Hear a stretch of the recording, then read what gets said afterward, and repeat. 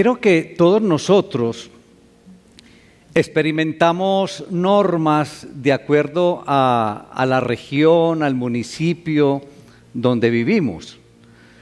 De pronto, para los que manejan moto, por ejemplo,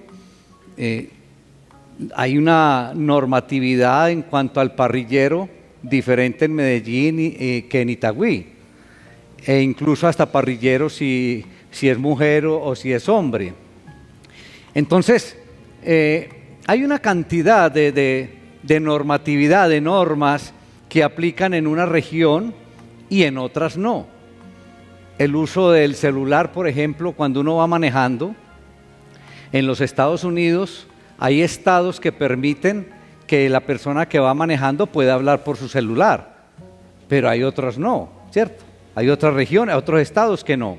El uso del tapabocas, por ejemplo, en todo este tiempo de la pandemia hemos observado cómo en muchas regiones, entonces, digamos que la norma la exigen que en las partes abiertas y en los recintos cerrados se use tapabocas, pero en otras regiones no. El consumo por ejemplo, de marihuana a la dosis personal, hay una normatividad distinta en muchas partes. Hay naciones donde de pronto se permite, y desafortunadamente una gran cantidad se permite el aborto, hay otras que no. Pero la manera como se observa algo en una región, entonces vemos que puede tener otro concepto en otra región. Lo importante de todo esto es que yo me debo adaptar y debo obedecer la normatividad del sitio o de la región donde esté, de acuerdo a lo que se pida o lo que se exija en esa región. Yo no puedo llegar a decir, no, es que de donde vengo la norma es esta. Yo me debo de adaptar y debo cumplir la norma de la región en donde estoy.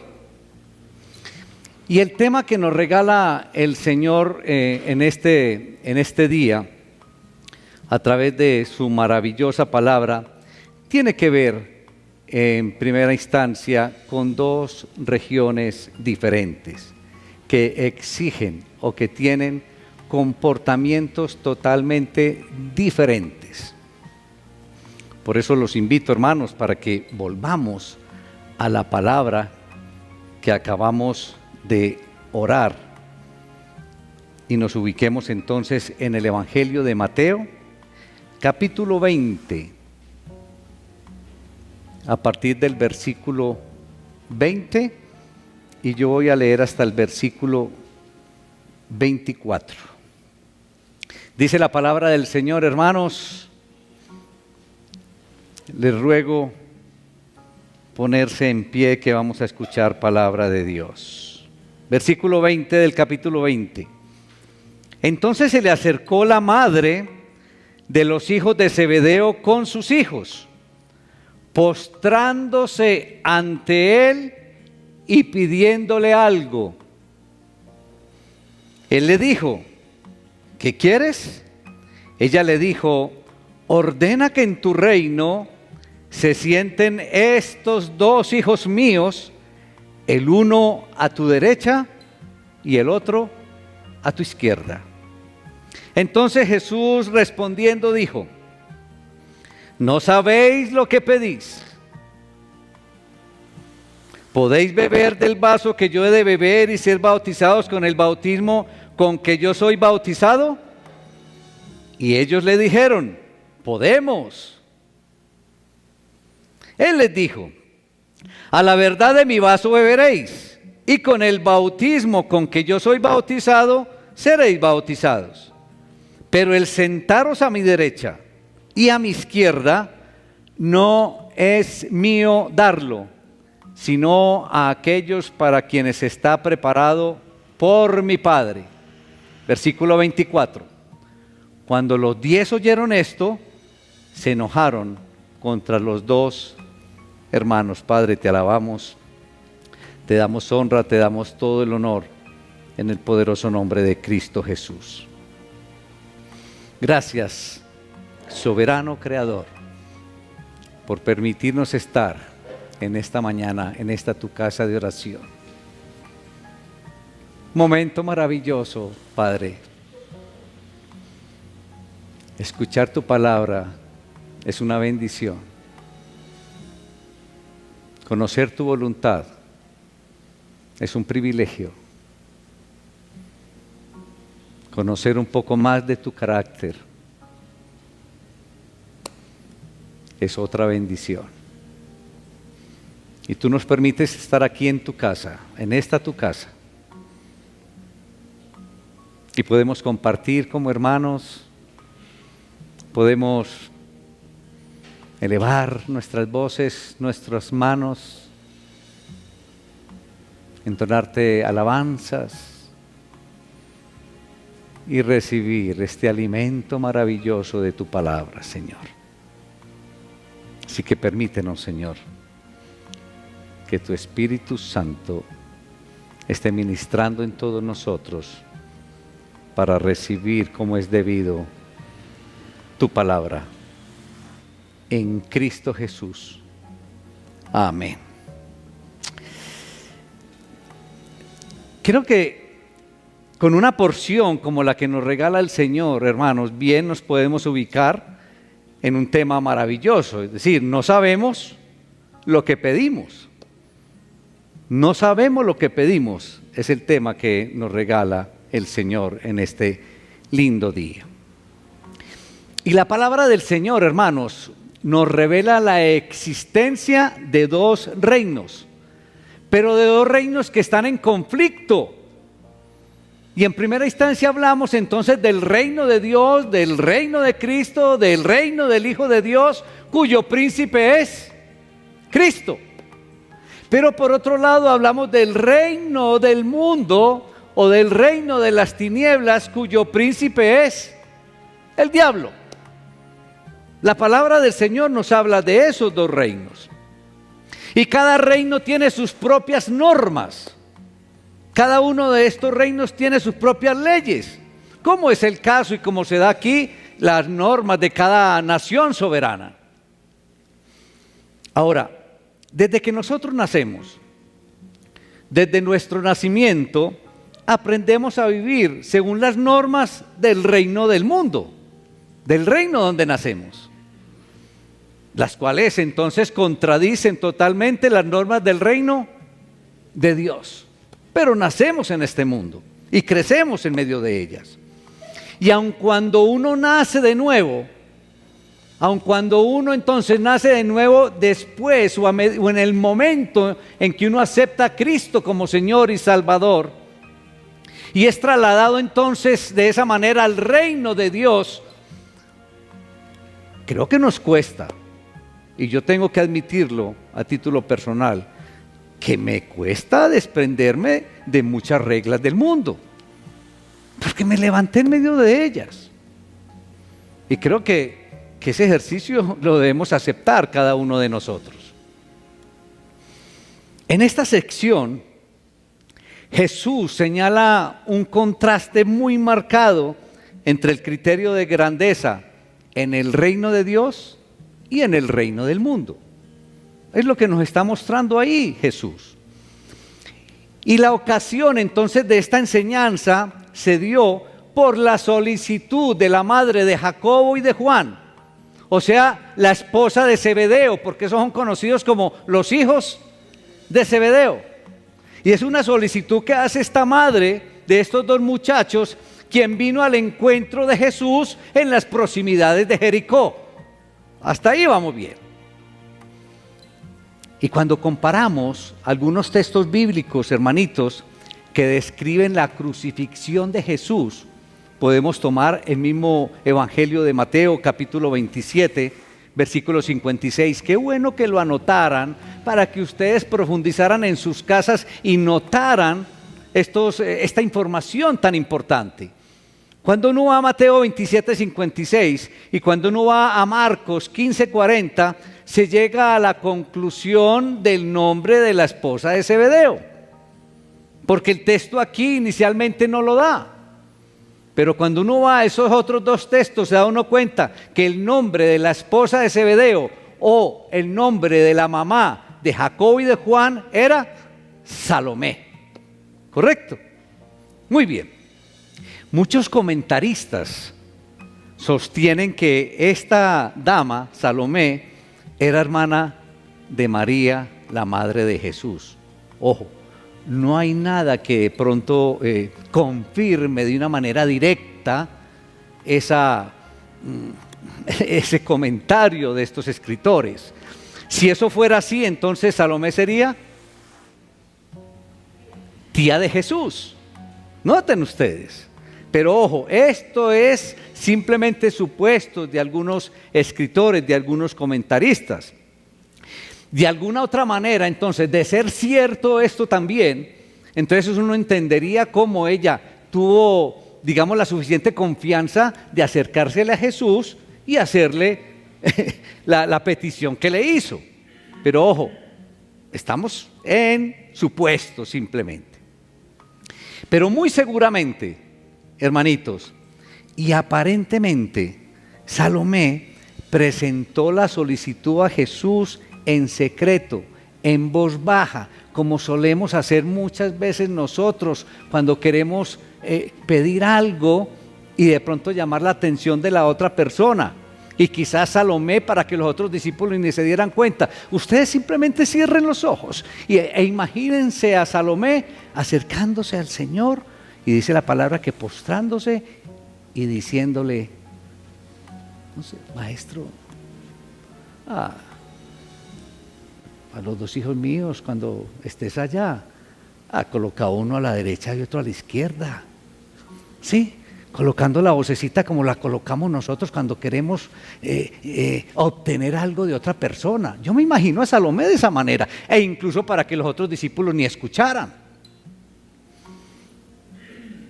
La palabra nos dice que Salomé se postró y le pidió a Jesús. Pero, ¿saben algo? Cuando uno se adentra al texto, uno se da cuenta que la solicitud que Salomé le hizo a Jesús tuvo origen en los hijos. Esa solicitud era de Juan y de Jacobo. Pues Jesús, ¿a quién se dirigió cuando respondió? A todos, a ellos. Y ellos respondieron. ¿Qué respondieron ellos cuando Jesús les hizo una pregunta? Ahí está en el texto. No, eso lo dijo Jesús. ¿Qué respondieron ellos cuando Jesús les hizo una pregunta? Que sí podía. Sí, claro. Y hablaron en plural, dijo, podemos. Ahí está en la porción. Además, cuando los 10 se enteraron que Juan y Jacobo se habían adelantado a solicitar algo que ellos también querían, mis hermanos, se indignaron ¿con quién? ¿Con la madre? No, se indignaron fue con los dos hermanos. Entonces mire cómo va uno atando todo esto. Ahora, ¿y por qué decimos que era algo que ellos también querían? Si ustedes van a capítulos anteriores se dan cuenta que ellos peleaban por quién era quién. ¿Quién era el mayor? Entonces claro que enojaron, le oigan a estos pues se nos van a adelantar. Tremendo esto.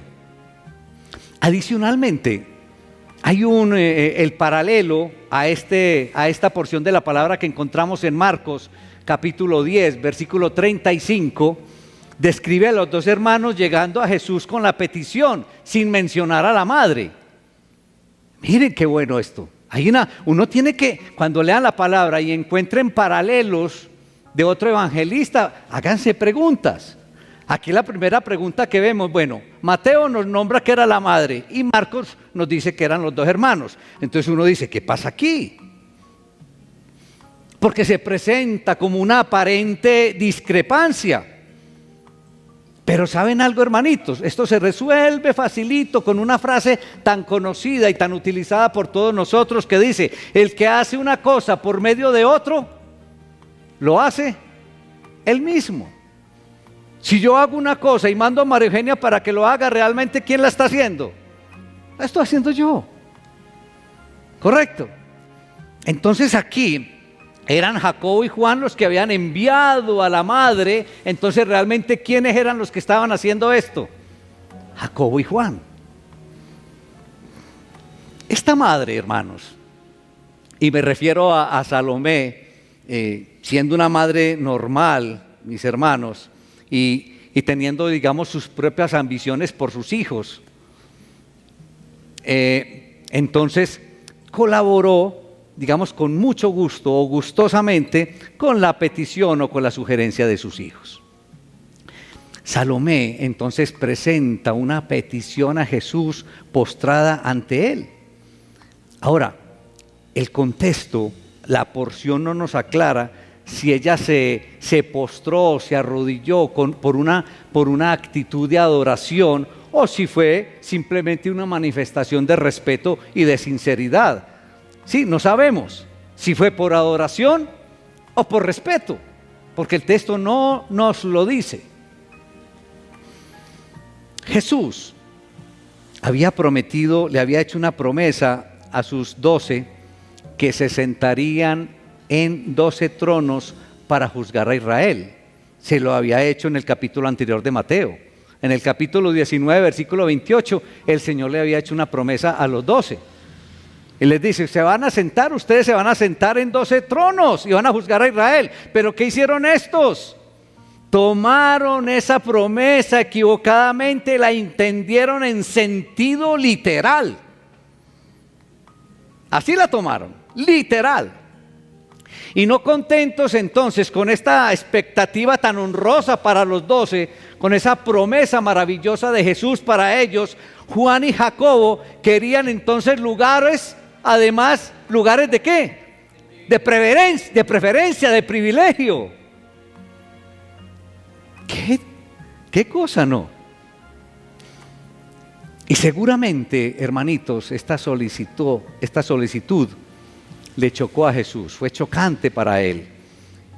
Y creo que también con seguridad le tuvo que producir un dolor a Jesús. Especialmente, hermanitos, porque creo que momentos antes, si ustedes ven unos versículos antes, el Señor recientemente les estaba hablando de su crucifixión y resurrección. Vean unos versículos antes. Y que le faltaban, digamos, unos pocos días para ese evento anunciado, que era necesario que Él muriera, pero que también resucitara. Y Jesús observó que Juan y Jacobo no se daban cuenta de la trascendencia de lo que estaban pidiendo, ni de la naturaleza del reino, porque les dice en el versículo 22, ahí sí, no saben lo que están pidiendo, no saben lo que piden. Les dice Jesús, no saben lo que piden. Y luego preguntó si ellos estaban dispuestos a pagar el precio que hay que pagar como condición para los que quieren ocupar posiciones de liderazgo y honor en el reino, o sea, morir a sí mismos. Esa fue la pregunta que les hace Jesús cuando les habla de la copa y del bautismo. Prácticamente le están diciendo, bueno, ustedes están dispuestos a morir a sí mismos. Es la pregunta. ¿Y qué tal si Jesús nos hace esa pregunta a todos nosotros hoy? ¿Estamos dispuestos a morir a sí mismos?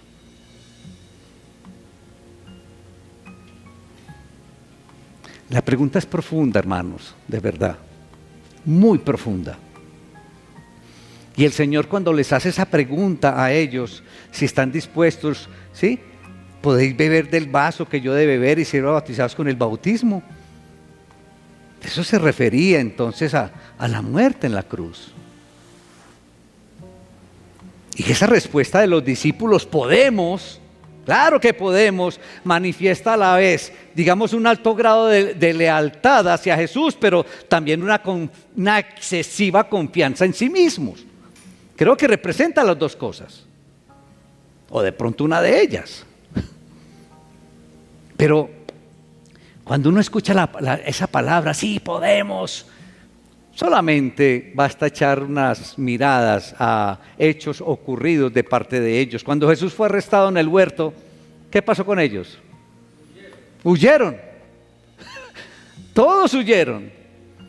Y cuando fue crucificado, solamente estuvo ¿quién? Juan. Miren. Y al respecto, Jesús les había advertido que ellos sufrirían persecuciones y muerte por su causa. Y es así como varios de los primeros discípulos tuvieron que beber de la copa, hermanos, de lo que manifestaba el Señor ahí en el versículo 22, al igual que muchos otros han tenido que beber de la copa con el paso del tiempo. Viene una pregunta, hermanos, cuando uno escucha toda esta ambición de estos muchachos, ¿les prometió acaso Jesús un lugar de privilegio en el ejercicio del poder político? ¿Les prometió quizás Jesús ese honor de estar a la derecha y a la izquierda? Hermanitos, ¿sería que Jesús les prometió mermelada? Y ahorita que está tan de moda, pues, o estamos en esta época electoral, claro que podríamos hacer esa relación. ¿Por qué estos muchachos, por qué están pensando que estar sentados en esos lugares de privilegios y el Señor no les ha prometido eso? Esos lugares de privilegio. Pero nosotros, hermanos, como seres de este planeta, vivimos con esas mismas expectativas de Jacobo y de Juan, esperando ser recompensados por todo lo que hacemos. Nosotros vivimos con esas expectativas de lograr compensaciones por cada acción que realizamos, por cada servicio que brindamos. Esperamos ser reconocidos. Pero nuestro Rey, nuestro Salvador, Jesucristo, nos advierte que quienes viven procurando que este mundo los haga grandes por los méritos que presuman, esos méritos que presuman haber logrado, no evidencian otra cosa que un espíritu mezquino y un espíritu de ventajista, un espíritu de ventaja. En cambio, los que se identifican con Jesús, los que se identifican con Él, han de procurar ser servidores eficientes, ser servidores humildes, renunciando al materialismo y a las grandezas que este mundo pueda ofrecer a todos nosotros. El reino del mundo, hermanos, concretamente el reino de los incrédulos, en este reino es natural que haya rivalidad, es natural que hayan celos, es natural que hayan engaños, intrigas para escalonar posiciones de autoridad, de honor, de privilegio. Eso es lo que vemos. Y eso no hay una palabra que se reúne aquí que hablan tanto del gobierno, que se habla de corrupción. Eso es lo que uno ve. Pero no solamente en los políticos, en todos nosotros. En cambio, en el reino de Dios se admite la ambición de grandeza, y eso sí quiero que quede bien claro. No es que en el reino de Dios no se admita la grandeza, claro que sí, pero se la define en términos distintos. Eso sí lo debemos tener muy claro. El término de grandeza en el reino de Dios se define muy distinto a como se define en el reino del mundo. Y Jesús no reprende el anhelo de ser grande en el reino de Dios, pero define la grandeza en términos del servicio. Ojo con eso. Una normatividad diferente, mis hermanos, al reino del mundo. En esta porción bien podríamos hablar de la humildad, de la grandeza, podríamos hablar del servicio, pero yo quiero que nos enfoquemos en algo bien especial. Quiero que nos detengamos un poco en la expresión y quiero que nos detengamos también en lo que hizo Salomé ante Jesús. Y quiero que me lo recuerden. ¿Qué fue lo que inicialmente hizo Salomé ante Jesús? Se postró y le pidió algo. Quiero que nos enfoquemos en eso, mis hermanos, porque de ahí podemos obtener una enseñanza maravillosa. Porque cuando ella se postra y se ora y le pide algo, cuando nosotros nos postramos y le pedimos al Señor algo, realmente ¿qué es lo que estamos haciendo? Pero hay algo, hay una palabra que la reúne. Yo me postro y yo le pido al Señor. ¿Qué es lo que estoy haciendo? Orando. Eso es lo que nosotros hacemos cuando nos postramos y le pedimos al Señor. Y eso fue lo que hizo Salomé.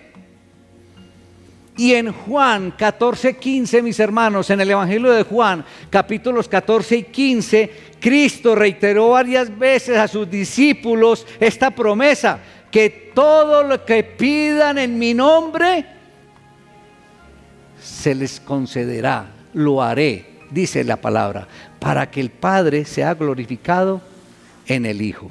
Juan 14:13. Esa palabra es clara. Todo lo que pidan se les será concedido. Todo lo que pidan en mi nombre, dice Jesús, lo haré para que el Padre sea glorificado en el Hijo. Es hermosa esa promesa.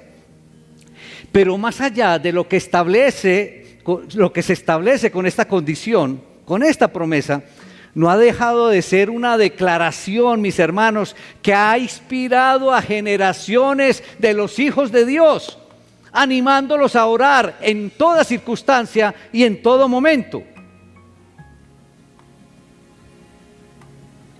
Ahora, dentro del ámbito de la iglesia en general, pero también dentro del ámbito de nuestra iglesia,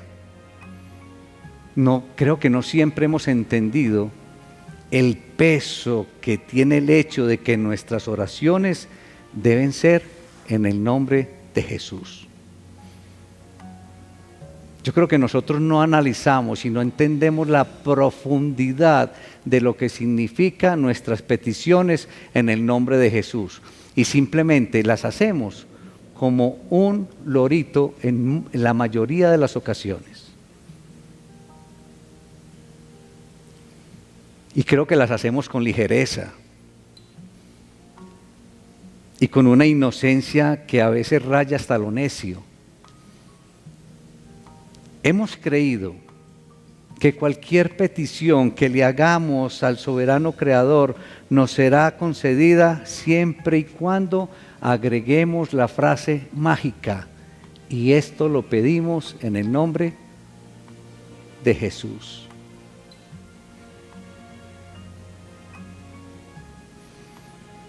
El verdadero sentido de esta condición, yo creo que se puede entender mejor si nos imaginamos la siguiente escena.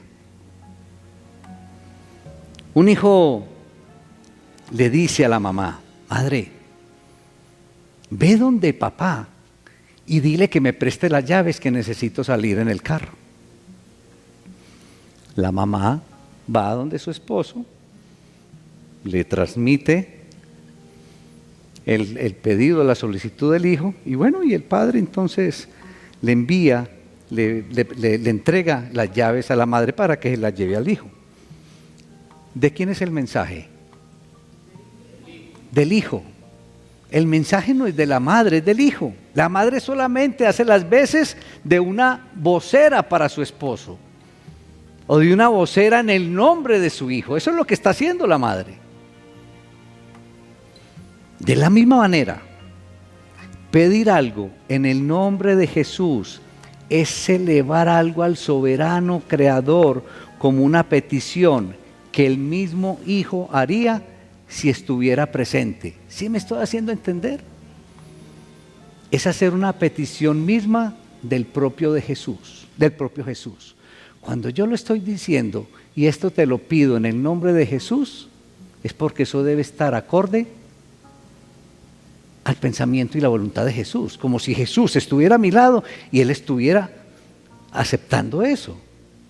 Entonces miren que generalmente, ¿cuándo hemos analizado cuando decimos te lo pido en el nombre de Jesús? Porque estamos pensando es en ¿cuál voluntad? En la propia. Tremendo. Esto es profundo, hermanos. Esto es muy profundo. Y muchas de nuestras oraciones no reciben respuesta porque no cumplen con esta condición fundamental. No estamos pidiendo lo que Cristo pediría si estuviera a nuestro lado o si estuviera con nosotros.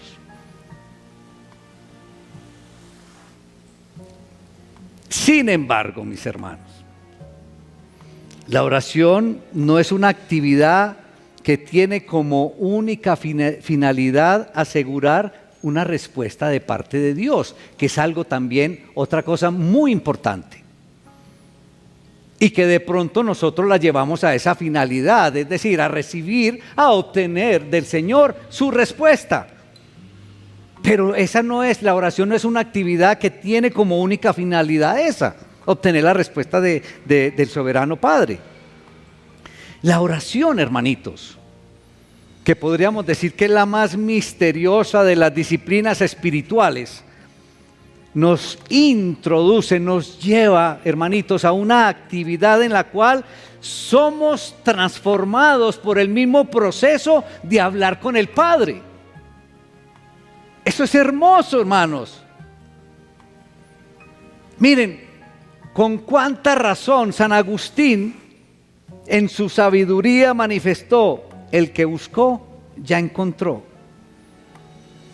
Tremendo, el que buscó, ya encontró. Entonces, lo encontrado radica en el proceso de orar, no en la respuesta. ¿Sí me estoy haciendo entender? Lo hermoso de todo esto, lo que se obtiene, es cuando se ora, porque cuando yo busco, ya encuentro. No enfocados en esperar la respuesta, hermanos. Porque debemos aceptar que también en las respuestas está la mano formadora de Dios. Es algo bien, a veces hasta difícil de aceptar, pero es una realidad. A veces en las mismas respuestas del Señor nos la da simplemente para enseñarnos, para educarnos, para transformarnos. Él a veces nos da lo que pedimos, aunque no sabemos realmente lo que estamos pidiendo. Como le dijo Jesús a Salomé: no sabéis lo que pedís. Pero a veces el soberano creador y nuestro Salvador nos concede lo que pedimos, aunque no sepamos realmente lo que estamos pidiendo. Y a veces nuestra insistencia es tal, hermanos, en muchas ocasiones, que el Señor nos concede lo pedido. Y ustedes dirán: pero vea, eso es contradictorio, y la misma palabra nos da ejemplos. A los israelitas les concedió un rey, y ellos necesitaban un rey. Los israelitas necesitaban un rey cuando ellos pedían un rey. No, porque ya tenían el Rey de Reyes, ya tenían el Rey, hermanos, y ellos estaban pidiendo un rey, y el Señor se los dio, y era lo que necesitaban. No, pero tenían que aprender. Y eso nos pasa muchas veces a nosotros, para que entendamos que es lo que pasa muchas veces en la oración. A los hijos de Zebedeo les concedió beber de la misma copa, aunque significaba algo totalmente diferente, mis hermanos, a lo que ellos tenían en la mente. De la misma manera, hermanitos, a nosotros a veces nos responde, aunque no hemos orado con sabiduría.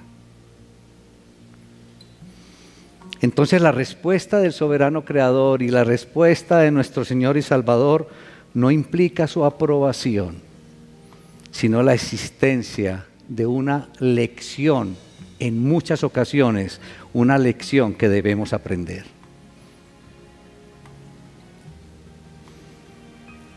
Quiero invitarlos para que hagamos una reflexión con un caso hipotético.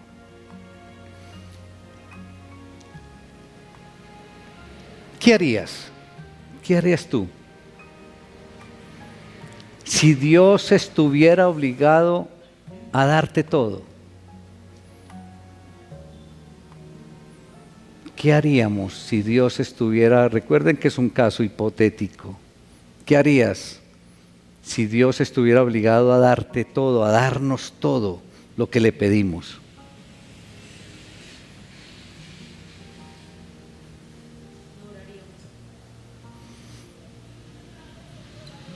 Eh, ¿Saben que reflexioné tanto en esto? Y yo creo que yo me vería en el caso de no orar más, porque no tendría la suficiente confianza en mi propia sabiduría para pedirle cosas a Dios. Tremendo. Y qué bueno que ustedes en sus casas reflexionaran, dejaran volar su imaginación. ¿Qué harías? ¿Qué le pedirías al Señor si Él estuviera obligado a darte todo lo que le pidieras?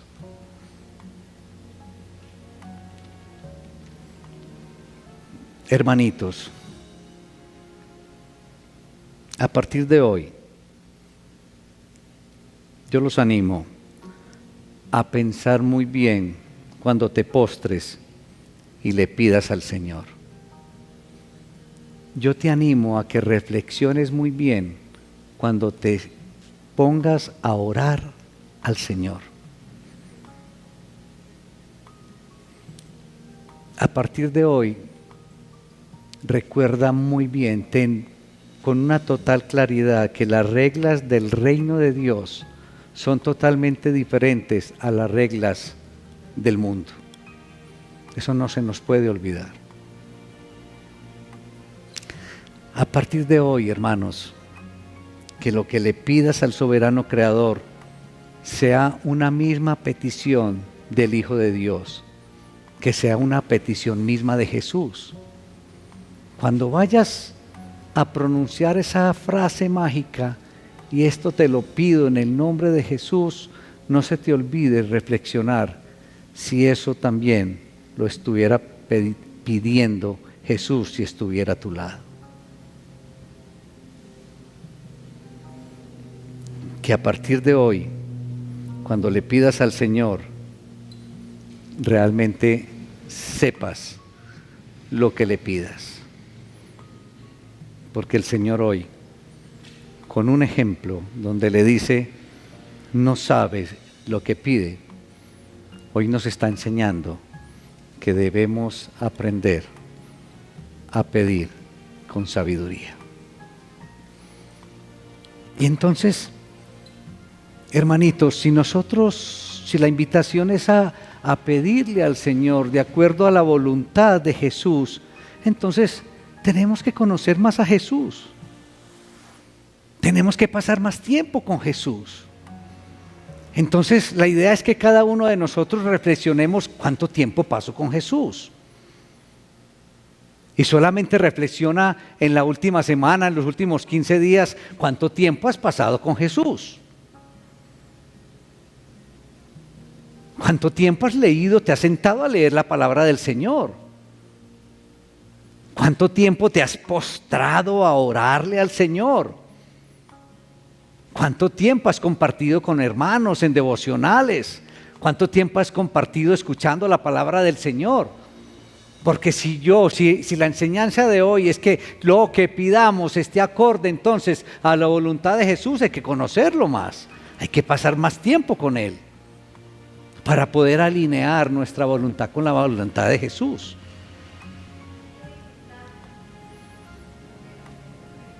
Así es, hermana.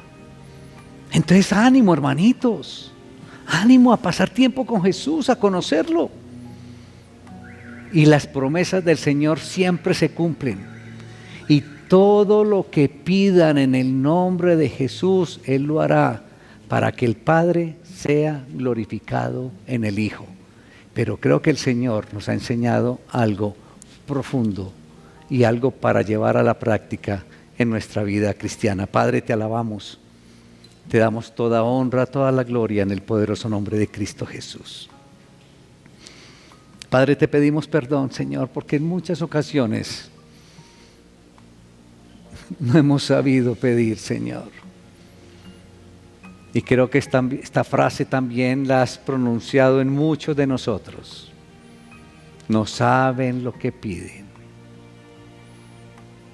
Qué necios hemos sido, Señor, y te pedimos perdón. Esa promesa maravillosa, Señor, Esas promesas maravillosas que tú tienes para todos nosotros, Señor. A veces, en muchas ocasiones, casi siempre, Señor, las malinterpretamos. Pero tú eres un Dios fiel que siempre cumples tus promesas.